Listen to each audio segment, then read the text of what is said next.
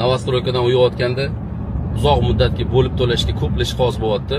Aksiyalar, misol uchun aytayotdi-ku 50 oy, 60 oy, 70 oy.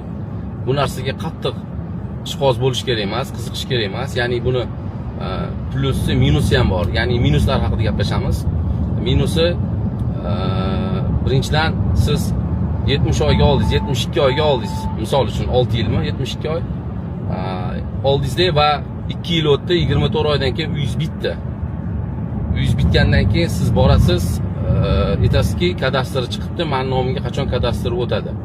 Kompaniya aytadiki, kechirasiz deydi. Siz hali yana 4 yil pul to'lashingiz kerak. Yo'q, bittada olib kelib pulni yoping. 4 yildan keyin nomingizga kadastr chiqadi. Qachon grafikingiz bo'yicha to'lab bo'lsangiz. Ikkinchidan, uyni remont qila olmaysiz nomingizga o'tmaguncha. Uchinchidan, siz bu yerda yashashga ham haqqingiz yo'q.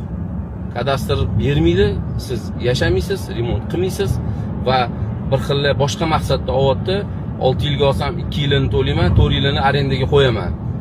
Arendatorga qo'yaman. Ya'ni arenda to'lab o'zini o'zi yopadi. Yo'q, buni ham iloji yo'q. Sababiki toki siz 100% qutulib kadastr olmagunizcha arendator ham qo'ya olmaysiz, chunki hujjatingiz bo'lmaydi.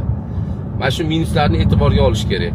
Agar yana bitta minusi, uy qurilyapti, lekin 2 yil o'tdi, aytilgan muddatda uy qurilmagan, hali 3-etajda yotibdi, 4-etajda yotibdi. Siz boryapsiz, aytasiz-ki, uy nimaga cho'zilyapti? Sen uyni cho'zyapsan, men seni sudga beraman yoki janjal qilmoqchi bo'lasiz, borasiz, sizga aytadiki, kechirasiz deydi. Siz 72 oyga olgansiz. Siz hali 4 yil to'lovingiz bor. Biz sizni to'lovingiz qilgunizcha biz uyni bitkazamiz deydi. Shu tomonlarini ham inobatga olish kerak. Uzoq muddatga bo'lib to'lashda kamchiliklari ham ko'p chiqishi ehtimoli bor. Shunga bu tomonlarni ham hisob kitobini olinglar. Jaya yugurib kam to'lov ekan deb ishqoz bo'lib, misol to'lab qo'yishdan oldin yaxshi bitta yurist topinglar, gaplashinglar. Yana bitta narsani aytib o'taman. Agar siz 2 yil kutdingiz, bordingiz, ikkinchi etajda turibdi, lekin hali uy bitish kerak edi, bitmagan, siz borib nimaga uy cho'zilyapti, men noroziman desiz, sizga aytadiki, "Davay" deydi, "Ariza yozing, men sizga 6 oyda pulingizni qaytarib beraman" deydi.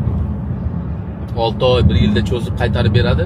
Lekin siz 2 yil uni kutdingiz, u 2 yil sizni pulingizni ozgina bo'lsa ham aylantirdi. Shularning hisobini olib, u misol uchun siz $600 olgan uyingizni sizni pulingizni qaytarayotgan paytda 800 dan sotib, pulingizni qaytarishi ham mumkin. Har tomonlama hisob kitob bo'lib qoladi. Siz faqat sizga zarar bo'lib qolishi mumkin. Shuning uchun shoshil uy olishdan oldin yaxshi bitta yurist, arzimagan pul. Zato zo'r qilib sizni ishingizni yengil qilib beradi. Shu tomonlarni ham hisobga olinglar.